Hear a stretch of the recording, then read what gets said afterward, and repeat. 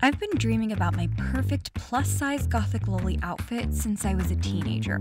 But between the price and lack of size range, I've never had the opportunity to buy one. Welcome back. My name is Emmy, and I am currently working on a pumpkin spice themed Loli outfit. Last week, I embroidered over 60 hand-cut leaves. Those are going to be going onto the sleeves of my blouse. I also finished the beret that'll be going with the outfit. But now I am absolutely sick of sitting in front of my embroidery frame. And besides that, I have completely finished Downton Abbey. Now that it's the weekend and it is safe to walk out to my garage during the daytime, I'll be out there making the pattern as well as putting together the blouse, while also trying to find another romantic period drama to binge. I'm glad to have you here. This is Crafter Many Kinds.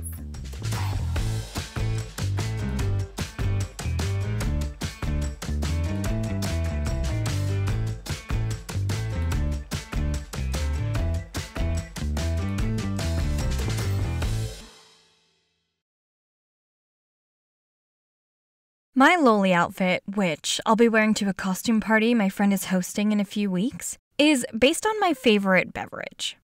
I've already finished the beret and the embroidered leaves, but the custom printed fabric for the skirt hasn't arrived yet, so I'll be focusing my time on making the blouse. My design features a burgundy sailor collar, and the rest of it will be built from a brown satin, which will be covered in a tan-colored mesh to invoke that sort of foamy look that a latte has. I'll also be making a combo half poof, half lantern sleeve out of the mesh, which will be decorated in my embroidered leaves. The whole thing will be finished off with an orange tie, which will either be made out of orange ribbon or orange fabric, depending on whichever I have time for. I'll be making this pattern from scratch using just my measurements. My chest measurements are actually a bit bigger than this, but I've decided to wear a tight-fitting sports bra so that it'll give me more of that flat, girlish look for the outfit. Hopefully that'll work because, as you can see from my measurements, I'm basically shaped like a very charismatic habit potato. If you're familiar at all with sewing patterns, you may notice that my pattern pieces look really distorted in comparison to the kind you normally see from the store. Due to me being so short and busty, I usually end up with something that looks pretty strange. Even if I can find a store-bought pattern in my size, I usually end up having to alter it quite a bit. In fashion school, I was forced to make almost all of my sample patterns in size 6, which meant that I was rarely getting to make anything that actually fit my body. I found it really frustrating because it felt like I was spending all of my time and energy making clothes that nobody I knew could use. Anytime we were given the opportunity to make custom sizes, I would always tap a friend to be my model so that I would actually get the experience of making clothes in an average human size. After finishing the pattern, I cut it out of some scrap fabric and pinned it together before checking the fit on my dress form. It was definitely the right size, it just needed a few adjustments. First of all, the side seam needs to be moved forward by a few inches, and I also need to make the armholes a little smaller. I find this measurement on my patterns always really difficult to get exactly right because of, well, the personal-sized watermelons that I'm carrying around on my chest. Makes it a little difficult to get that one exactly right. Lastly, I'm going to bring up the collar a little bit because my pattern book suggested that I bring the neck piece down by 6 inches, but on me, that meant that you could see basically down to the top of my ribs. I'll still be adding a modesty panel to the final version, but I think that maybe it should come up just a couple of inches. Only 3 minor alterations is actually pretty good, so once I fix those issues, I'll be cutting out my fabrics and prepping them.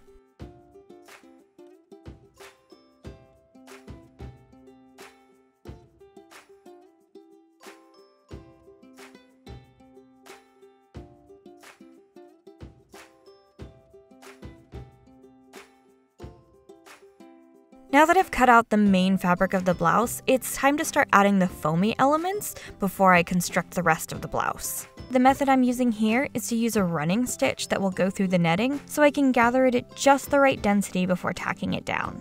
There are a lot of other ways that I could do this by machine that would make it a lot faster, but none of them would end up with as much density as I'm hoping for. Only once I've gotten it all held in place with a ton of pins and guidelines will I do a basic straight stitch on my sewing machine. It's going to be really time-consuming, but I'm currently squarely on track with my schedule, and I think just like the leaves, I'm going to be really happy with the extra effort. Plus, I'm probably going to binge Outlander again, so I've got time.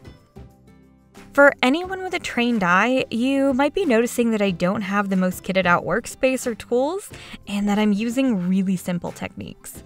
If you don't have a trained eye, then, all my work looks super amazing. Totally professional. Just, take my word for it, okay?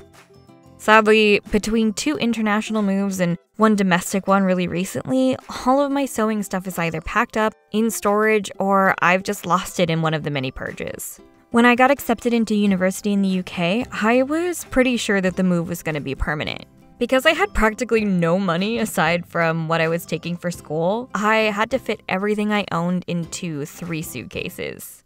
Before I moved, I had been dating this lovely couple for 7 months named Paul and Jess, who hilariously were British people living in America. And we got to know each other while they were helping me to prepare for my move. But I had kind of figured that after I moved that our relationship would end up being more long distance pretty much permanently. However, due to a dramatic incident involving a bird faking his own death over Christmas, and then getting to join Paul and Jess on a cross-country road trip, the 3 of us ended up spending over a month together over my winter break. During that trip, we all actually realized we made a really great team together. And I decided that whatever my future held, that the most important part was making sure that it involved these 2. So as soon as I turned in my final project, I packed up all my stuff again and I moved right back to California so that I could be with my 2 sweeties. And that is the reason why I am currently working off of a picnic table in a drafty garage. Because after so many moves, I haven't been able to put together a legitimate studio space in about 2 years. Now with the front and back of the blouse finished, I will sew the shoulders together really quickly so that I can start on the collar. The sailor collar is a fitted roll V collar with ribbon work on the edges as well as a modesty panel. Despite having always wanted to do a design like this, I've never made something like this in a human size. But since my pattern was right on the second try, I'm feeling pretty confident and it should be rather easy to figure out. Just in case, I've pulled out my pattern making textbook, which guided me to make a collar shaped like this. It follows the back of the neck and straightens out to make an upside-down U sort of shape which squares off at the corners. I whipped this together actually within like 2 hours, and when I put it on the blouse to check the measurements, it was absolutely too big. The collar came up in the back almost 2 inches higher than it should have been, but at least it was too big instead of too small because at least you can fix too big. I decided to flip the blouse inside out and pin the collar to the inside of it so that I could trim away the excess and make sure that I got exactly the right shape for the collar. Just a quick run through the sewing machine and a double check on the mannequin, and it should be just...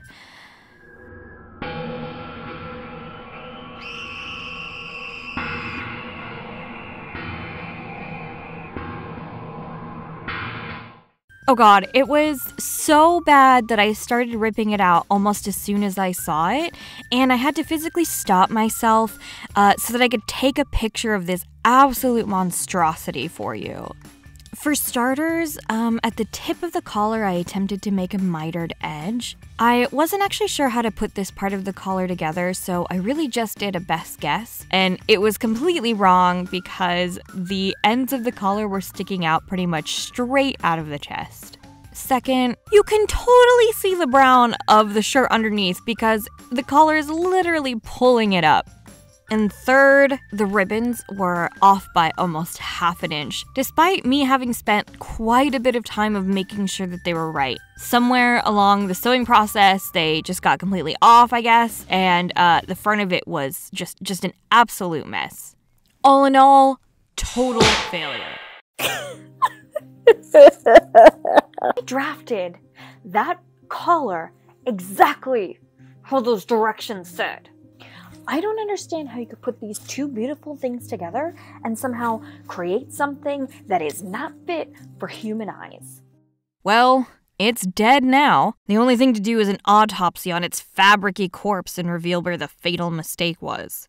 It looks as though somewhere in the cutting and altering phase, my pattern ended up being about a ½ inch off of symmetrical. While that explains the ribbons being off, that doesn't, however, fix any of my other problems.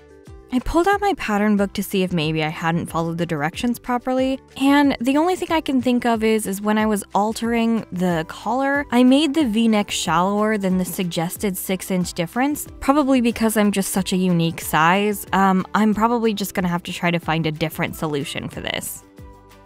Luckily, because I have the main part of the blouse done, I'm going to use draping instead of flat patterning to give me something more accurate. Draping is where you put fabric on a mannequin and cut and manipulate it into the shape that you want before using it to make a paper pattern piece. Using this method, I'll be able to see exactly what the collar will look like while I'm working. Today, I'm joined by my 2 office interns, my kittens, Thor and Loki.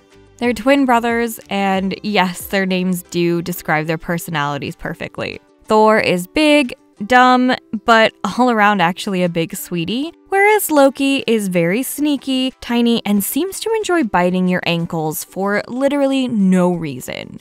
There we go. Looks like it's gonna fit perfectly this time.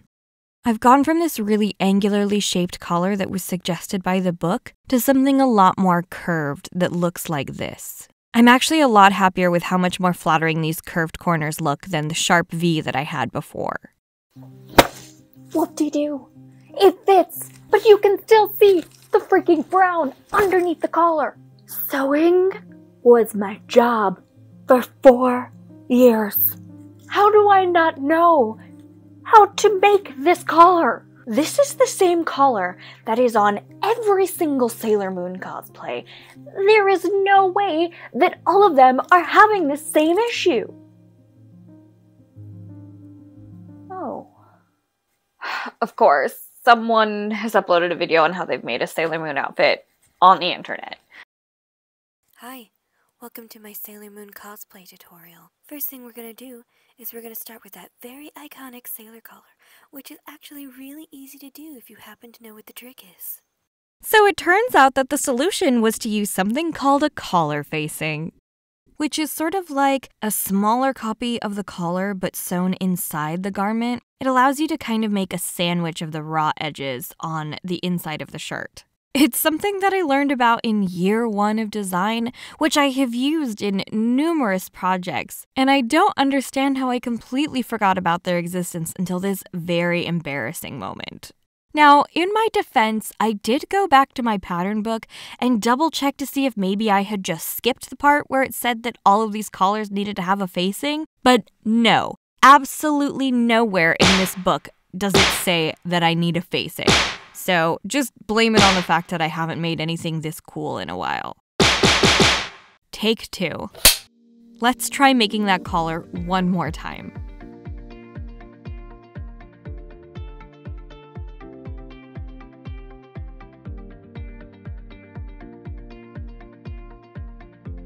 Now with a facing and collar that actually matches, I'm gonna whip up a quick replacement and set it into the blouse. And voila! This collar is much crisper and it fits exactly, as does the modesty panel. It looks a little small right now with the blouse in its current state, but once the high-waisted skirt is over it, it'll look just right.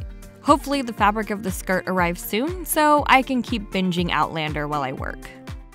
Messing with that collar actually took a lot of extra time, but I ended up with one that I'm actually super proud of, so I feel like that's okay. Even if it took some major refreshing on basic pattern making. If you want to see me tackle those double puffed sleeves, remember to like this video as well as subscribing to the channel.